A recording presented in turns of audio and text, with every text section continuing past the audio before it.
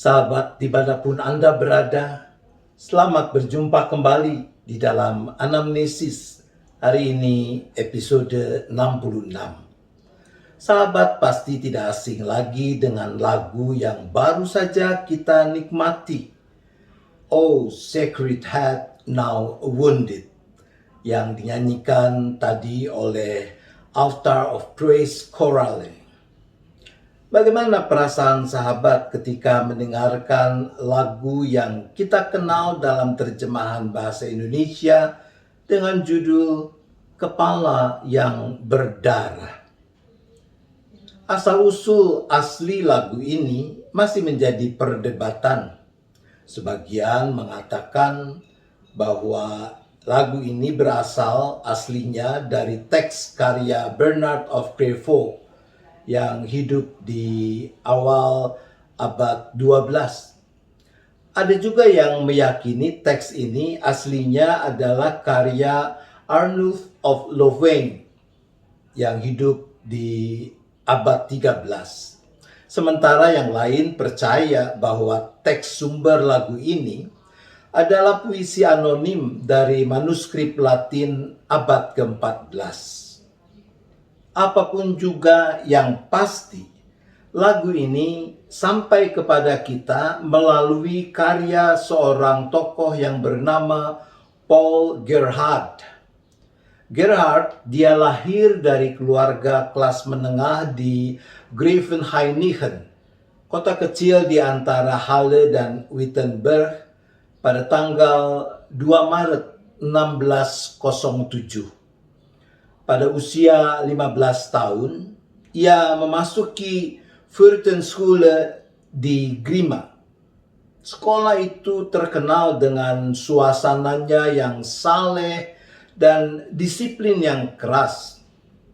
Sekolah itu hampir tutup ketika pada tahun 1626 wabah datang ke Grima.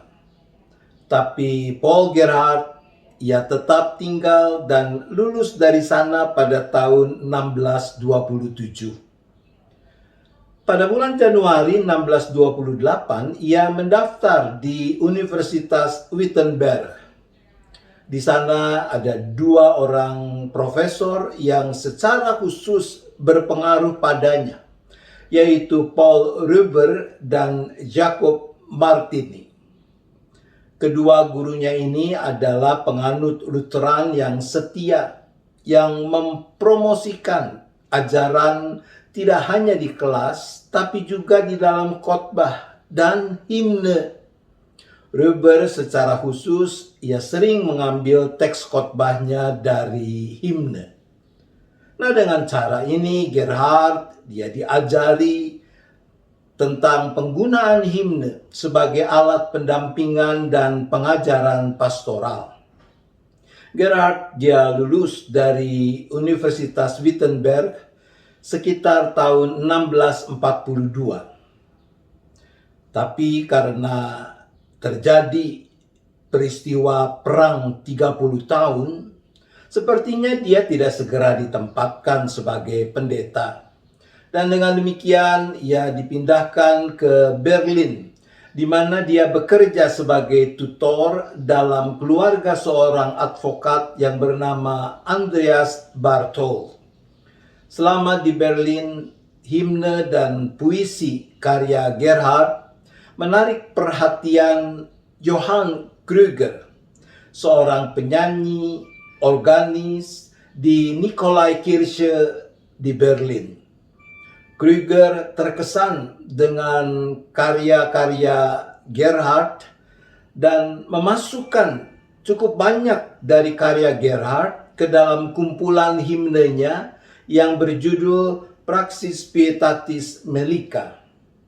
Kumpulan himne tersebut terbukti populer dan sejak saat itu Gerhardt serta Krüger, mereka memulai kolaborasi dan persahabatan yang berlanjut selama bertahun-tahun. Pada bulan September 1651, Gerhardt menerima pengangkatan gerejawi pertamanya untuk melayani di Mittenwalde, sebuah kota kecil dekat Berlin. Selama waktunya di Miltenwalde inilah, dia menggubah sebagian besar himne-himne yang dikenal sebagai ciptaannya. Juga di sana ia menikah dengan Anna Maria Barthold, salah seorang putri dari Andreas Barthold. Anak pertama mereka lahir di sana pada tahun 1656, tetapi meninggal saat masih bayi. Paul Gerhardt adalah seorang pendeta yang setia dalam melakukan pelayanannya di Miltenwalde. Namun kerinduannya pada Berlin tidak pupus. Tahun 1657, ia dipanggil untuk menjadi deacon, associate pastor di Nikolaikirche di Berlin. Mula-mula dia ragu-ragu untuk meninggalkan Miltenwalde. Namun akhirnya setelah pertimbangan yang panjang, dia menerima pengangkatan tersebut. Ketika Gerhard datang di Berlin, dia menemukan kota itu penuh dengan perselisihan antara kelompok Lutheran dan kelompok Reform, khususnya antara para pendeta Lutheran dan para pendeta Reform. Gerhard sendiri adalah tokoh penting di dalam kelompok pendeta-pendeta Lutheran, dan dia membuat banyak pernyataan untuk membela iman menurut tradisi Lutheran. Tapi pada saat yang sama, dia juga terkenal karena selalu bertindak dengan penuh kasih persaudaraan. Tidak hanya dengan kelompok Lutheran, tapi juga dengan kalangan Reform. Maka ia dihormati dan sangat disukai semua orang. Khotbah dan tulisan devosi yang dibuatnya tidak mengandung kontroversi, sehingga banyak orang-orang Reform yang juga menghadiri kebaktian yang dilayaninya.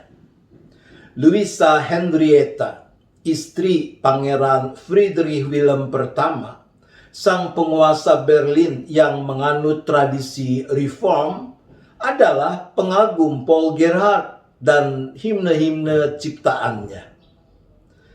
Melihat upaya untuk memperdamaikan kalangan pendeta Lutheran dan Reform tidak kunjung membuahkan hasil, maka Pangeran Friedrich Wilhelm I pada tahun 1664 menerbitkan dekrit sinkretistik.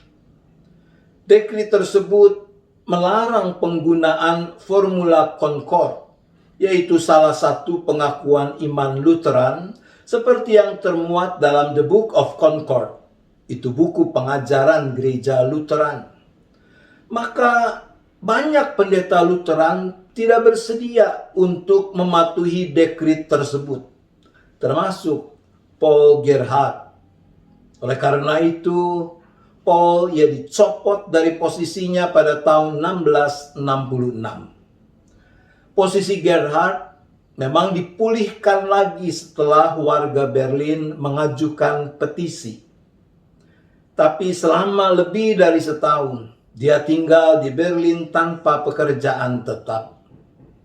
Dalam kurun waktu itulah, istrinya meninggal dunia, meninggalkan Gerhard dengan hanya satu orang anak yang masih hidup. Dekrit tersebut ditarik beberapa bulan kemudian, tapi Gerhard masih tanpa posisi. Baru pada bulan Oktober 1668, ia dipanggil sebagai Archdeacon, pembantu bishop di Lübben yang ada di wilayah Saxe-Merseburg, di mana setelah 8 tahun ia melayani, Paul Gerhardt meninggal dunia, yaitu pada tanggal 27 Mei tahun 1676. Gerhard, ia dianggap sebagai penulis himne terbesar di Jerman. Banyak dari himne karangannya yang awalnya diterbitkan di beberapa buku himne gereja, seperti misalnya dalam kumpulan himne Brandenburg yang diterbitkan pada tahun 1658. Lalu dalam koleksi yang diterbitkan sahabatnya, Johann Krügers, yaitu Geistliche Kirchenmelodien pada tahun 1647. Dan Praxis Pietatis Melica yang diterbitkan dalam 45 edisi dalam kurun waktu 1647 sampai dengan 1737. Dan sebagian ahli mengatakan lagu Kepala yang Berdarah itu ada dalam edisi tahun 1656. Himne Kepala yang Berdarah menurut sebagian ahli diterjemahkan oleh Paul Gerhardt dari puisi Latin kuno berjudul Salve Mundi Salutare. Teks ini terdiri dari 7 bagian atau bait untuk direnungkan selama 7 hari sebelum Minggu Paskah. Jadi 1 bait, 1 bagian, 1 hari. Setiap bait merujuk pada berbagai anggota tubuh Yesus yang tergantung di kayu salib. Urutannya adalah kaki, lutut, tangan, pinggang, dada, hati, dan kepala atau wajah. Paul Gerhardt, dia menerjemahkan keseluruhan puisi tersebut. Namun bait ketujuhlah yang paling terkenal dan dinyanyikan sebagai himne yang kita kenal sampai sekarang ini, yaitu bait yang merujuk pada kepala Yesus yang diawali dengan kalimat Salve caput cruentatum. Salam wahai kepala yang berlumuran darah. Terjemahan dalam bahasa Jerman diawali dengan kalimat O Haupt voll Blut und Wunden, yang kemudian menjadi judul himne ini. Terjemahan ke dalam bahasa Inggris pertama kali dilakukan tahun 1752 oleh John Gamble, seorang vikaris dari gereja Anglikan di Oxfordshire. Kalimat pertama dalam terjemahannya berbunyi, "O head so full of bruises."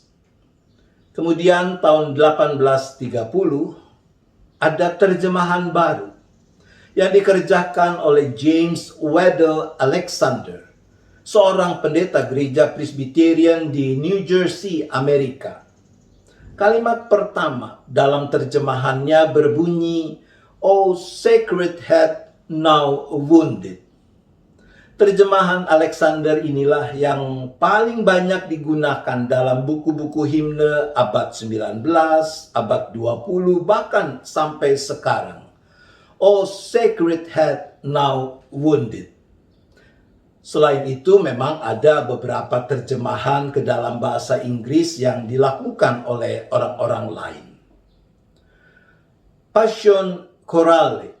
Begitu orang suka menyebut nama melodi lagu yang kita temukan dalam Kidung Jemaat nomor 170.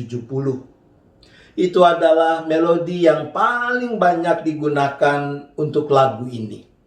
Aslinya adalah sebuah lagu sekular yang diciptakan oleh komposer bernama Hans Leo Hassler dan dipublikasikan tahun 1601 dalam koleksinya yang berjudul Lustgarten Neuer Deutscher Gesang. Melodi ini pertama kali ditemukan sebagai melodi dari syair gubahan Paul Gerhardt di dalam Praxis Pietatis Melica edisi 1656. Mari sahabat, kita lihat pesan apa yang mau disampaikan lagu ini. Secara keseluruhan, lagu ini adalah sebuah perenungan kontemplatif terhadap penderitaan dan kematian Yesus akibat dosa manusia, kita seakan diajak hadir dalam peristiwa penyaliban Yesus. Seolah dengan mata kepala sendiri, kita melihat Yesus yang menderita karena keberdosaan kita. Syair lagu ini mendorong kita untuk memvisualkan apa yang sesungguhnya terjadi di Bukit Golgota. Menghayati bagaimana Yesus sungguh-sungguh menderita, mengalami penderitaan secara fisik maupun batin. Jangan pernah lupa, Yesus, ia bukan cuma 100% ilahi, dia juga 100% manusia. Injil menggambarkan betapa dahsyatnya pergumulan Yesus di Taman Getsemani. Dengan jujur Yesus berkata, "Hatiku sangat sedih, seperti mau mati rasanya." Injil Lukas mencatat, ia sangat ketakutan dan makin bersungguh-sungguh berdoa. Peluhnya menjadi seperti titik-titik darah yang bertetesan ke tanah. Betapa tidak Yesus, ia tahu bahwa ia akan dikhianati oleh muridnya sendiri, ditinggalkan oleh murid-muridnya yang lain, disangkal oleh murid yang ia andalkan, bahwa bangsanya sendiri yang ia kasihi itu justru memilih Barabas sang penjahat untuk dibebaskan dan memaksa agar ia disalibkan.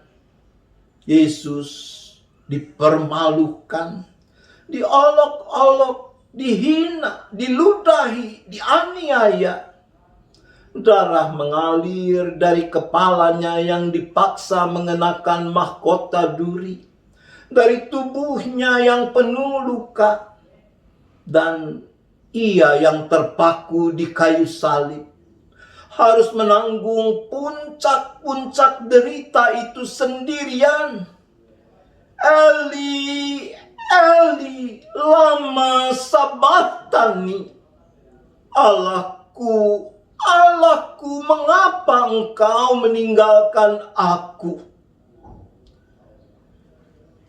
Maka sepenuh penghayatan, kita diajak untuk mengaku dan memohon, "Ya Tuhan, yang Kau tanggung yaitu salahku. Dosaku telah Kau gantung di kayu salib-Mu. Oh, kasihani daku yang harus dicela. Ampunilah hamba-Mu, beri anugerah." Tuhan menolong kita. Mari kita berdoa. Bapa di sorga, yang kami kenal, yang kami sembah di dalam Yesus Kristus, yang telah menanggung penderitaan yang begitu rupa, mengalami pergumulan yang begitu dahsyat, sampai akhirnya ia menyerahkan nyawanya di kayu salib di Bukit Golgota, agar kami manusia celaka, manusia berdosa yang seharusnya binasa ini, kami beroleh selamat.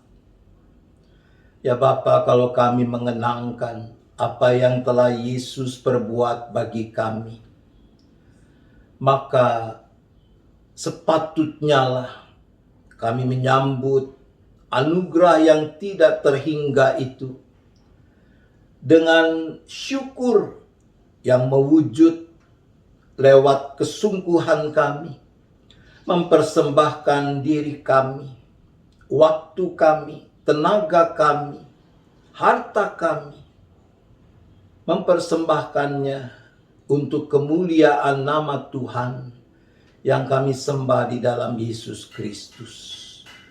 Tolong kami ya Bapa, supaya di dalam masa raya Prapaskah ini khususnya, kami boleh makin menghidupi kerinduan untuk mensyukuri dengan benar apa yang Yesus telah perbuat bagi kami, sebagai wujud kasih Allah dan persekutuan Roh Kudus di dalam kehidupan kami. Terima kasih Bapa. Kami memohon hanya di dalam nama Tuhan Yesus Kristus. Amin. Sahabat, mari dengan sepenuh penghayatan kita bersama menyanyikan lagu Kepala yang Berdarah bersama sahabat saya Herlin Pirena.